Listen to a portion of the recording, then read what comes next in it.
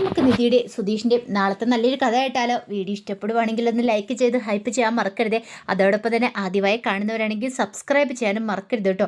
അപ്പോൾ എല്ലാ ദിവസവും ഉച്ചയ്ക്ക് നിധിയുടെ സുധീഷിൻ്റെ പിറ്റേ ദിവസം വിശേഷങ്ങൾ ചാനലത്ത് അപ്ലോഡ് ചെയ്യുന്നുണ്ട്. അങ്ങനെ ഒടുവിൽ വഴിപാടുകളും കാര്യങ്ങളൊക്കെ നടത്താനായിട്ട് ക്ഷേത്രത്തിലേക്ക് സുധീഷും സുഭാഷും ഒക്കെ ചെല്ലുവാണ്. അങ്ങനെ ചെന്ന് കഴിഞ്ഞപ്പോഴാണ് ശൂലം കുത്തുന്ന ഒരു വഴിപാടും കാര്യങ്ങളുണ്ട്. അപ്പോൾ അത് ചെയ്യണം. അത് ഒടുവിൽ സുധീഷ് ചെയ്യാമെന്ന് പറഞ്ഞു. പക്ഷേ എങ്കിൽ സുഭാഷിനൊക്കെ നല്ല ബുദ്ധിമുട്ടുണ്ടായിരുന്നു. സുഭാഷ് പറഞ്ഞു, വേണ്ടടാ സുധീഷേ, വേണ്ട, നീ ഇത്ര റിസ്ക് എടുത്ത് ചെയ്യണ്ട, കാരണം നല്ല വേദനയൊക്കെ ഉണ്ടാവും എന്നൊക്കെ പറഞ്ഞു. അതൊന്നും സാരമില്ല സുഭാഷ് ചേട്ടാ, നമ്മുടെ കുടുംബത്തിന് വേണ്ടിയിട്ടല്ലേ, നമ്മുടെ കുടുംബത്തിൽ ഐശ്വര്യം ഉണ്ടാകാൻ വേണ്ടിയിട്ടല്ലേ. ഇത് കേട്ടതും ലളിത് പറഞ്ഞു, പിന്നെ ഐശ്വര്യം ഇവനൊക്കെയല്ലേ ശൂലം കുത്തുന്നേ, ഇവനെ കൊണ്ടൊക്കെ അതൊക്കെ സാധിക്കുമോ? വായും കൊണ്ട് പറയുന്ന പോലെ അത്ര എളുപ്പമുള്ള കാര്യമൊന്നുമല്ല. അത് പറഞ്ഞ് കളിയാക്കണം. അപ്പോഴേക്ക് സുധീഷ് പറഞ്ഞു, അതെന്താ, എനിക്ക് ശൂലം കുത്താൻ പാടില്ലെന്നുണ്ടോ? ഞാൻ ശൂലം കുത്തുക തന്നെ ചെയ്യും, ഞങ്ങളുടെ കുടുംബത്തിലുള്ള പ്രശ്നങ്ങളെല്ലാം മാറുകയും ചെയ്യും എന്നും പറഞ്ഞിട്ട് വെല്ലുവിളിക്കുകയാണ്. ഒടുവിൽ സുധീഷ് ശൂലം കുത്താൻ തീരുമാനിച്ച് കഴിഞ്ഞപ്പോഴത്തേന് നിധി വന്നിട്ട് പറഞ്ഞു, അല്ല സുധീഷേ, ഞാനും കൂടെ ഒന്ന് പറയട്ടെ, ഇത്ര റിസ്ക് എടുത്ത് ചെയ്യേണ്ട കാര്യമൊന്നുമില്ല. നമുക്ക് വഴിപാടുകളും അതുപോലെ തന്നെ ബാക്കി പൂജകളൊക്കെ ചെയ്താൽ മതി, അതൊക്കെ നമ്മൾ ചെയ്യുന്നുണ്ടല്ലോ. അത് വേണ്ട നിധി, സുഭാഷേൻ്റെ കല്യാണം നടക്കണം, എല്ലാ പ്രശ്നങ്ങളും കുടുംബത്തിന് മാറണം, നമ്മുടെ കുടുംബത്തിൽ ഐശ്വര്യം ഉണ്ടാവണം, കുടുംബക്ഷേത്രത്തിൽ വന്ന് വേണ്ടുന്ന വഴിപാടുകളൊക്കെ നടത്തുവാണെങ്കിൽ എല്ലാ കാര്യങ്ങളും ഓക്കെ ആവുന്നല്ലേ ആ ജ്യോത്സ്യന്മാർ പറഞ്ഞേ. അങ്ങനെയാണെങ്കിൽ ഇത് ചെയ്യാം, ഞാൻ ചെയ്തോളാം, നമ്മുടെ കുടുംബത്തിന് വേണ്ടിയിട്ട് ഇതെന്താണ് ഞാൻ ചെയ്യാൻ തീരുമാനിച്ചെന്ന് പറഞ്ഞു. അങ്ങനെ ഒടുവിൽ സുധീഷ് ശൂലം കുത്താൻ നിൽക്കുകയാണ്. ശൂലം കുത്തി ക്ഷേത്രത്തിന് ചുറ്റും 3 റൗണ്ട് വലം വെച്ചൊക്കെ വരണം. അങ്ങനെ ഒടുവിൽ സുധീഷിന് ശൂലം കുത്തി. ആ സമയത്ത് നിധിക്കൊക്കെ വല്ലാത്ത ടെൻഷനായിരുന്നു. നിധിയൊക്കെ കൈകൂപ്പി സർവ്വദൈവങ്ങളെ വിളിച്ച് പ്രാർത്ഥിച്ചുകൊണ്ടിരിക്കണം. അതുപോലെ തന്നെയായിരുന്നു നികേഷും ഹരീഷും സുഭാഷും ഒക്കെ കുടുംബത്തിന് വേണ്ടിയിട്ടാണ് അവനെ ചെയ്തുകൊണ്ടിരിക്കുന്നത്. അങ്ങനെ ശൂലം കുത്തി കോവിലിന് ക്ഷേത്രത്തിന് ചുറ്റും ഇങ്ങനെ പ്രദക്ഷിണം ചെയ്ത് വരുവാണ്. 3 റൗണ്ട് ചുറ്റി വന്നു. 3 റൗണ്ട് ചുറ്റി വന്ന് അങ്ങനെ ശൂലമൊക്കെ വലിച്ചൂരുന്ന സമയത്ത് നിധിയുടെ കണ്ണൊക്കെ നിറഞ്ഞു വന്നു. വല്ലാത്ത വിഷമമായിരുന്നു നിധിക്ക്. അങ്ങനെ അതിന് ശേഷം സുധീഷ് അവിടെ പോയിരിക്കുന്ന സമയത്ത് നിധി അങ്ങോട്ട് എന്നിട്ട് ചോദിച്ചു, എങ്ങനെ വെള്ളം ഞാൻ കൊണ്ടേ കുറച്ച് തരട്ടേന്ന് ചോദിച്ചു. വേണ്ടാന്ന് പറഞ്ഞു. വേദനയുണ്ടോ? സാരമില്ല, കുഴപ്പമൊന്നുമില്ല. നിധിയുടെ ആ ടെൻഷനും കാര്യങ്ങളൊക്കെ സുധീഷ് ശ്രദ്ധിച്ചു. തനിക്കൊരു വയ്യായിക വന്നു കഴിഞ്ഞപ്പം ഇവൾക്ക് നല്ല ടെൻഷൻ ഉണ്ടെന്ന് മനസ്സിലായി. അതിനർത്ഥം എന്താ, അവൾ തന്നെ സ്നേഹിക്കുന്നുണ്ടെന്നാ. നിധി അങ്ങോട്ട് മാറിക്കഴിഞ്ഞപ്പോഴത്തേനും നികേഷ് വന്നു. നികേഷ് വന്നിപ്പോൾ ഒരു ചെറിയ പുഞ്ചിരിയോട് കൂടിയിട്ട് സുധീഷ് നികേഷ് നോക്കി. അപ്പോഴേക്കും നികേഷ് ചോദിച്ചു, അല്ല സുധീഷ് ഏട്ടാ, വേദന ഇല്ലേന്ന് ചോദിച്ചു. വേദനയോ? എന്ത് എടാ, വേദനയെക്കാളും കൂടുതൽ കണ്ടില്ലേ അവൾ കണ്ടോ, അവൾക്ക് എത്ര ടെൻഷനായെന്ന് നോക്കിയേ. അവൾക്ക് എന്നോട് സ്നേഹം ഉണ്ടാന്ന് പറഞ്ഞു. സ്നേഹം ഉണ്ടെന്നോ? അതേന്നേ, അതുകൊണ്ടല്ലേ അവളുടെ വെപ്രാളമൊക്കെ ശ്രദ്ധിച്ചിട്ടുണ്ടായിരുന്നോ? എനിക്ക് ശൂലം കുത്തുന്ന സമയത്ത് ഞാൻ ശൂലം കുത്തുന്ന സമയത്ത് പ്രാർത്ഥിച്ച എന്താണെന്നറിയോ, ഒരു കാരണവശാലും അവൾ എന്നിൽ നിന്ന് പിരിഞ്ഞു പോകാൻ പാടില്ല, കുടുംബത്തിൻ്റെ പ്രശ്നങ്ങളൊക്കെ തീരണം, നമ്മുടെ കുടുംബത്തിലും പെണ്ണുങ്ങൾ വാഴണം, സുഭാഷേൻ്റെ വിവാഹമൊക്കെ നടക്കുന്ന. നികേഷ് പറഞ്ഞു, അതൊക്കെ നടക്കും സുധീഷേട്ടൻ ധൈര്യമായിട്ടിരിക്കുക, എന്താണെങ്കിലും നമ്മളിവിടെ വന്ന് ഇത്രയും പ്രാർത്ഥിച്ചൊക്കെ അല്ലേ, ദേവി നമ്മുടെ പ്രാർത്ഥന കേൾക്കാതിരിക്കില്ല എന്ന് പറഞ്ഞു. ആ സമയം നീതുവിനെയും കൊണ്ട് ക്ഷേത്രത്തിലേക്ക് പോയി ലതയും ചന്ദ്രനും ഒക്കെ. അപ്പം നീതുവിൻ്റെ വിവാഹം ഇന്നാണ്. അത് നീതുവിന് പോലും അറിയത്തില്ല. പ്രേമനുമായിട്ട്, അതായത് അഖിലിൻ്റെ കൂട്ടുകാരനുമായിട്ട് വിവാഹം നടത്താനായിട്ടിരിക്കുകയാണ്. അപ്പോൾ ഹരീഷൊക്കെ തിരികെ വരുന്നതിന് മുമ്പ് തന്നെ വിവാഹം നടത്തണം. ഹരീഷൊക്കെ വന്നാൽ നടക്കില്ല എന്നറിയാം. അങ്ങനെ ക്ഷേത്രത്തിൽ ചെന്നപ്പോൾ കുറച്ച് ആൾക്കാരൊക്കെ അവിടെ നിൽക്കുന്നുണ്ട്. ക്ഷേത്രമല്ലേ, ആൾക്കാരൊക്കെ തൊഴുത് പ്രാർത്ഥിക്കാൻ വന്നെന്ന് കരുതി. അപ്പോഴേക്കും കല്യാണ വേഷത്തിൽ പ്രേമൻ അവിടെ നിൽക്കുന്നുണ്ട്. അപ്പോൾ കല്യാണത്തിന് വേണ്ടുന്ന ഒരുക്കങ്ങൾ നടത്തുന്നുണ്ട്. അത് കണ്ടു കഴിഞ്ഞപ്പം നീതു അമ്മയോട് ചോദിച്ചു, ഇതെന്താ അമ്മേ, ഇതാ അഖിലേട്ടൻ്റെ കൂട്ടുകാരനല്ലേ, ഇവൻ്റെ കല്യാണമാണോ എന്നത്? അതെ, ഇവൻ്റെ കല്യാണം. ആഹാ, കൊള്ളാലോ. എന്നിട്ട് അഖിലേട്ടൻ കല്യാണം കൂടാൻ വന്നില്ലേന്ന് ചോദിച്ചു. അവൻ വരാതിരിക്കുക, അവൻ്റെ ഉറ്റ കൂട്ടല്ലേന്ന് ചോദിച്ചു. അപ്പം നമുക്ക് പോയി പ്രാർത്ഥിച്ചിട്ട് വരാമെന്ന് പറഞ്ഞു. അങ്ങനെ നീതുവിനും കൂട്ടിക്കൊണ്ട് ശ്രീകോവിലിൻ്റെ മുന്നിലേക്ക് പോയി. നീതു മനോരി പ്രാർത്ഥിക്കുക, ദൈവമേ എത്രയും പെട്ടെന്ന് തന്നെ തൻ്റെ ഹരീഷേട്ടൻ്റെയും വിവാഹം നടക്കണം, ഒരു പ്രശ്നങ്ങളും ഇല്ലാതെ അത് നടക്കണം, കുടുംബക്ഷേത്രത്തിൽ അവർ പോയിട്ട് വരുമ്പോൾ കുടുംബത്തിലെ പ്രശ്നങ്ങളൊക്കെ മാറണം. അങ്ങനെയാണ് മനോരി പ്രാർത്ഥിക്കുന്നത്. അങ്ങനെ പ്രാർത്ഥനയെല്ലാം കഴിഞ്ഞ് അവിടേക്ക് മാറി വന്ന് നിൽക്കുന്ന സമയത്ത് നീതുവിൻ്റെ അമ്മ പറഞ്ഞു, നീ ഇങ്ങോട്ട് വന്നൊരു കാര്യം പറയാണ്ടെന്ന് പറഞ്ഞു. എന്താ? ഇങ്ങോട്ടേക്ക് വരാൻ പറഞ്ഞു. ആ സമയം നീതു പറഞ്ഞു, ഞാൻ ഇപ്പോൾ വരാമെന്ന് പറഞ്ഞു. എന്നിട്ട് പ്രേമൻ്റെ അടുത്തേക്ക് എടാ, നിൻ്റെ കല്യാണമാണോ ഇന്നെന്ന് ചോദിച്ചു. അത് കേട്ടതും പ്രേമൻ്റെ കൂട്ടുകാരൻ പ്രേമനെ നോക്കി. അല്ല, പെണ്ണിനെ കണ്ടില്ലല്ലോ, കല്യാണപ്പെണ്ണ് വന്നില്ലേന്ന് ചോദിച്ചു.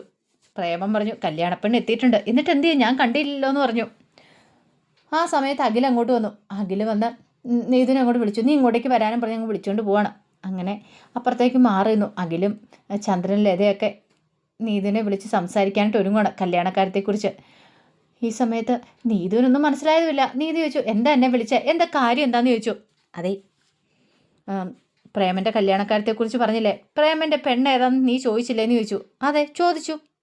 അപ്പം ഇവിടെ ഉണ്ടെന്ന് പറഞ്ഞു. അത് നീ ആ പെണ്ണെന്ന് പറഞ്ഞു. ഞാനോ? ഇതെന്തൊരു തമാശ അഖിലേട്ടാ പറഞ്ഞേ. എനിക്ക് ചിരിക്കാൻ പറ്റുന്നില്ല. ഏപ്രിലൊന്നും അല്ല എന്നില്ലേ എന്നൊക്കെ ചോദിച്ചു. എടി സത്യമായിട്ടുള്ള കാര്യമാണ് പറഞ്ഞേ, നിൻ്റെ പ്രേമൻ്റെ വിവാഹം എന്ന്. ദേ വെറുതെ അനാവശ്യം പറഞ്ഞാണ്ടല്ലോ. അപ്പോഴേക്കും നീതിൻ്റെ ഭാവമൊക്കെ അങ്ങോട്ട് മാറി. ആ സമയം ലത പറഞ്ഞു, നിന്നെ കെട്ടാനായിട്ട് അവൻ തയ്യാറായിരിക്കുക. ഇന്ന് നിൻ്റെ വിവാഹം നടത്താനായിട്ട് നിന്നെ ഞങ്ങൾ കൂട്ടിക്കൊണ്ടു വന്നെന്ന് പറഞ്ഞു. അമ്മ എന്താ എന്നോട് പറഞ്ഞേ? എന്നെ ക്ഷേത്രത്തിലേക്ക് തൊഴുത് പ്രാർത്ഥിക്കാൻ വേണ്ടി കൂട്ടിക്കൊണ്ട് വരുവാന്നല്ല പറഞ്ഞേ. എന്നിട്ട് എൻ്റെ കല്യാണം നടത്താനെന്നോ? ഓഹോ. അത് കേട്ടതോ അഖിൽ പറഞ്ഞു, മര്യാദയ്ക്ക് പറയുന്ന അനുസരിച്ച് വേണം. നിൻ്റെ അവനുണ്ടല്ലോ ആ ഹരീഷ്, അവൻ നിൻ്റെ കഴുത്തിൽ താലി ആർത്താൻ പോകുന്നില്ല. അവൻ വരുമ്പോഴത്തേനും നിൻ്റെ കല്യാണം നടക്കും.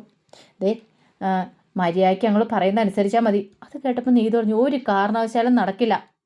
എൻ്റെ കൊക്കിന് ജീവനുണ്ടോ നടക്കില്ല എന്ന് പറഞ്ഞു. അത് കേട്ടവൻ ചന്ദ്രൻ പറഞ്ഞു, ഇന്നീ വിവാഹം നടന്നില്ലെങ്കിൽ ഞങ്ങളുടെ ശവമായിരിക്കും നീ കാണാൻ പോകുന്നേ. ഇന്ന് ഈ വിവാഹം ഇവിടെ വെച്ച് നടക്കണമെന്ന് പറഞ്ഞു. നീതു പറഞ്ഞു, അച്ഛൻ എന്തൊക്കെയാ പറയണേ? എനിക്കിഷ്ടമില്ല. എനിക്കിഷ്ടം ഹരീഷേട്ടനാന്നുള്ള കാര്യം അറിയാലോ. ഹരീഷേട്ടനെയാ എനിക്ക് വിവാഹം കഴിക്കാൻ ആഗ്രഹം. ഹരീഷേട്ടനെ അല്ലാതെ മറ്റൊരാളെ ഞാൻ വിവാഹം കഴിക്കാൻ പോകുന്നില്ല. അതുകൊണ്ട് നിങ്ങൾ എന്നെ നിർബന്ധിക്കുകയും വേണ്ട. എടി അഹങ്കാര വർത്താനം പറയണമെന്ന് ചോദിച്ചുകൊണ്ട് ലത തല്ലാനായിട്ട് ഒരുങ്ങണം. അപ്പോഴേക്കും ചന്ദ്രൻ പറഞ്ഞു, വേണ്ട, ഈ ക്ഷേത്ര പരിസരത്ത് വെച്ച് എൻ്റെ ആവശ്യമൊന്നുമില്ല. അവൾ സമ്മതിക്കും. നീ സമ്മതിക്കാതിരിക്കാൻ പറ്റില്ല എന്ന് പറഞ്ഞു. അപ്പോഴേക്കും അവളുടെ കയ്യെ പിടിച്ചോണ്ട് അഖിൽ അങ്ങോട്ട് പോയി. ഇങ്ങോട്ടേക്ക് വാടിയെന്നും പറഞ്ഞുകൊണ്ട് അങ്ങോട്ട് കൂട്ടിക്കൊണ്ട് ചെല്ലുവാണ്. ഈ സമയത്ത് നീതുവിന് നല്ല ദേഷ്യമേ. നീതു പ്രേമൻ്റെ അടുത്തേക്ക് എന്നിരിച്ചു, നിനക്ക് നാണം ഉണ്ടോടാ? എടാ എൻ്റെ മനസ്സിൽ ഹരീഷേണ്ണ ഞാൻ വിവാഹം കഴിക്കും, ഹരീഷേണ്ണ മാത്രമേ വിവാഹം കഴിക്കുള്ളൂ.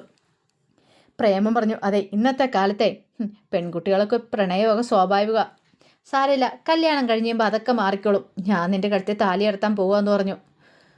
ഒടുവിൽ ലതയും ചന്ദ്രനും എല്ലാവരും കൂടെ ചേർന്ന് നീതുവിനെ അവിടെ പിടിച്ചിരുത്തുവാണ്. അപ്പം മുഹൂർത്തത്തിനുള്ള സമയം ഏകദേശം അടുത്ത് വന്നിട്ടുണ്ടായിരുന്നു. തിരുമേനി അങ്ങോട്ടേക്ക് വന്നു. നീതുവിന് എന്ത് ചെയ്യണമെന്ന് അറിയത്തില്ല.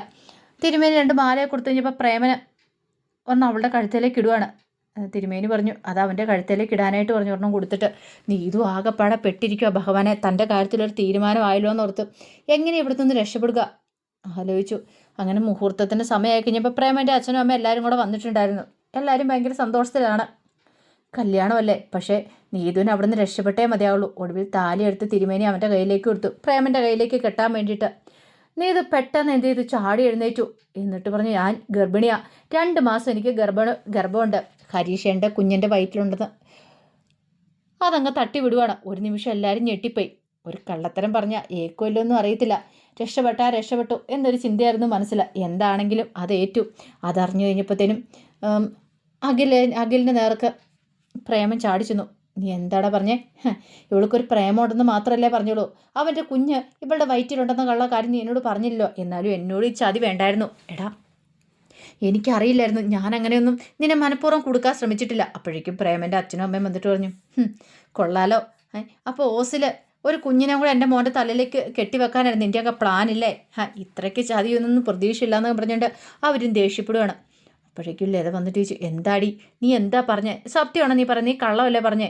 ഞാൻ കള്ളത്തിലൊന്നും അല്ല പറഞ്ഞേ. ഈ കല്യാണം മുടക്കാൻ വേണ്ടി പറഞ്ഞല്ലേ? അല്ല, കല്യാണം മുടക്കാൻ വേണ്ടി പറഞ്ഞല്ല. ഞാനെന്തിന് കല്യാണം മുടക്കാൻ വേണ്ടി ഇങ്ങനത്തെ കാര്യം പറയണം? വേണേ നിങ്ങൾ എന്നെ ഹോസ്പിറ്റലിലേക്ക് കൊണ്ട് സ്കാൻ ചെയ്ത് നോക്കിയോ, അപ്പോഴറിയാൻ ഞാൻ പ്രഗ്നൻ്റ് ആണെന്ന്. ഒരു നിമിഷം അവർ നെഞ്ചു പൊട്ടിപ്പോയി. കല്യാണം മുടങ്ങി എന്നുള്ള കാര്യം അവർക്ക് മനസ്സിലായി. ഈ സമയത്ത് ക്ഷേത്രത്തിൽ പൂജകളും കാര്യങ്ങളൊക്കെ കഴിഞ്ഞിട്ടുണ്ടായിരുന്നു. അതിനുശേഷം അവിടുത്തെ പൂജാരി വന്നിട്ട് പൂജ ചെയ്ത പ്രസാദവും കാര്യങ്ങളൊക്കെ അവർക്ക് എല്ലാവർക്കും കൊടുത്തു. അങ്ങനെ സുധീഷും സുഭാഷും ഭാസ്കരനും എല്ലാം പ്രസാദവും കാര്യങ്ങളൊക്കെ വാങ്ങി. അപ്പോഴാണ് അവിടെ വെളിച്ചപ്പാട് തുള്ളുന്നുണ്ട്. അങ്ങനെ വെളിച്ചപ്പാട് തുള്ളുന്നിടത്തേക്ക് അവരെല്ലാവരും കൂടെ ചെന്നു. എല്ലാവരും തൊഴിൽ കൈകളോടെ ഇങ്ങനെ നിൽക്കുകയാണ്. വെളിച്ചപ്പാട് തുള്ളുകയെന്ന് പറഞ്ഞാൽ ദേവി വെളിച്ചപ്പാടിൻ്റെ ശരീരത്തിൽ കയറിയിട്ട് ഓരോ കാര്യങ്ങളൊക്കെ ഇങ്ങനെ പറയും വെളിച്ചപ്പാട് തുള്ളുന്ന സമയത്ത്. അങ്ങനെ തുള്ളിക്കൊണ്ടിരിക്കുന്ന സമയത്ത് വെളിച്ചപ്പാട് പറഞ്ഞു, അതെ എന്നെ കാണാനായിട്ട് കുറേ ദൂരത്തുനിന്ന് വന്നിട്ടുണ്ടായിരുന്നല്ലോ, അവരെന്തേ ഇങ്ങോട്ട് നീങ്ങി നിൽക്കാൻ പറഞ്ഞു. ആർക്കൊന്നും മനസ്സിലായില്ല. നിങ്ങളോട് നീങ്ങി നിൽക്കാനാണ് പറഞ്ഞതെന്ന് പറഞ്ഞു. നിധിയുടെ സുഭാഷിൻ്റെ ഒക്കെ നേർക്ക് നോക്കിക്കൊണ്ടായിരുന്നു. പെട്ടെന്ന് സുഭാഷ് നിധിയൊക്കെ അങ്ങോട്ട് നീങ്ങിന്നു. നീങ്ങിയെന്നും പറഞ്ഞു, അതെ നിങ്ങളുടെ ദേവി അനുഗ്രഹിച്ചിട്ടുണ്ട്, നിങ്ങളുടെ എല്ലാ പ്രശ്നങ്ങളും മാറും എന്നൊക്കെ പറഞ്ഞു. എന്തെങ്കിലും ചോദിക്കാനുണ്ടോ എന്ന് ചോദിച്ചു. അപ്പോഴേക്കും എല്ലാവരും പരസ്പരം നോക്കി എന്ത് ചോദിക്കണം എന്നറിയില്ല. ആ സമയം നിധി ചോദിച്ചു, അല്ല സുഭാഷേൻ്റെ കല്യാണം എതിരായിട്ടും നടന്നിട്ടില്ല. സുഭാഷേൻ്റെ കല്യാണം എങ്ങനെ നടക്കുമോ, ഉടനെ നടക്കുമോ എന്ന് ചോദിച്ചു. അപ്പോഴേക്കും വെളിച്ചപ്പാട് പറഞ്ഞ് നടക്കും, നടക്കാതെ പോയ കല്യാണം നടക്കും, അതുപോലെ തന്നെ നടന്നിട്ടും ഉറയ്ക്കാതെ പോയ കല്യാണം ഉറയ്ക്കുകയും ചെയ്യുമെന്ന് പറഞ്ഞു.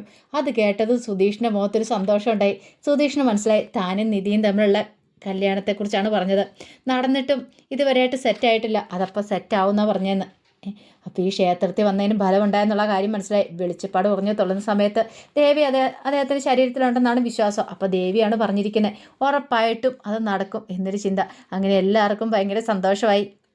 കുടുംബക്ഷേത്രത്തിൽ ഒന്ന് പ്രാർത്ഥിച്ചുകൊണ്ട് അതിനുള്ള ഗുണമുണ്ടായല്ലോ എന്നൊരു ചിന്തയായിരുന്നു എല്ലാവരുടെയും മനസ്സിൽ. അപ്പോൾ അതിൻ്റെ കഥകളൊക്കെയാണ് നമ്മൾ കാണുന്നത്. ആ വിശേഷങ്ങൾക്കായി നമുക്ക് എല്ലാവർക്കും കാത്തിരിക്കാം കേട്ടോ. ഒരിക്കൽ കൂടി എല്ലാവർക്കും ശുഭദിനം നേർന്നുകൊണ്ട് നിർത്തുന്നു. നന്ദി.